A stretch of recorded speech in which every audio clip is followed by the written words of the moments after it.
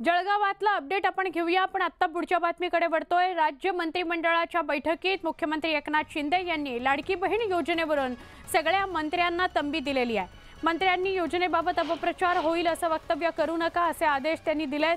तसंच रवी राणांच्या वक्तव्याबाबतही त्यांनी खेद व्यक्त केलाय। रवी राणांसारखे आमदार ज्या प्रकारे भाष्य करतात ते चुकीचं आहे असं मुख्यमंत्र्यांनी म्हटलंय। लोकांमध्ये याबाबत गैरसमज पसरवणाऱ्या आमदारांना वेळीच तंबी द्या अशा सूचना त्यांनी मंत्र्यांना दिल्यात। लाडकी बहीण योजनेबाबत चांगला प्रचार करण्याचे आदेशही मुख्यमंत्र्यांनी दिले आहेत।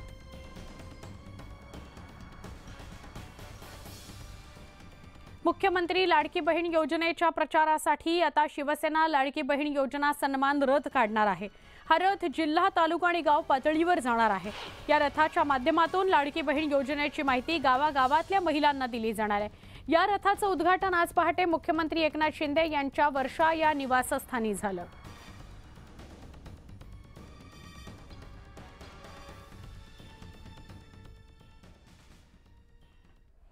राज्यातील नेत्यांना वाटतं की पैसे दिले की बहीण बदलता येते। लाडकी बहीण योजनेवरून अजित पवारांवर सुप्रिया सुळेंनी निशाणा साधला। आम्ही बहिणी 1,500 रुपयाला बिकाऊ नाही आहोत, स्वाभिमानी आहोत असं सुप्रिया सुळे म्हणाल्या।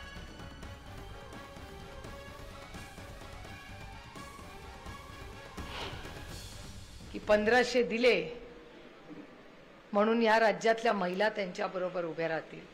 आम्ही बहिणी 1500 रुपयाला बिकाऊ नाही आहोत, आम्ही स्वाभिमानी मुली आहोत। कष्ट करू, स्वतःच्या पायावर उभं राहू, पण भावाला साथ देऊ। भावाला कधी आम्ही रस्त्यावर किंवा माहेरला कधी रस्त्यावर सोडू देणार नाही आणि आमच्यामुळे माहेरी अडचण होईल असंही कधी वागणार नाही। हा एक बाजू झाला।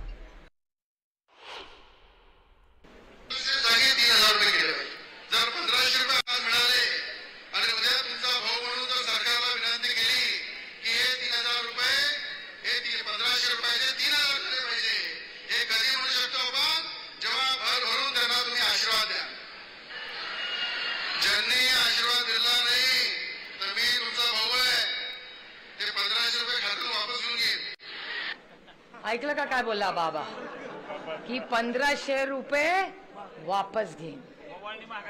ओवाळणी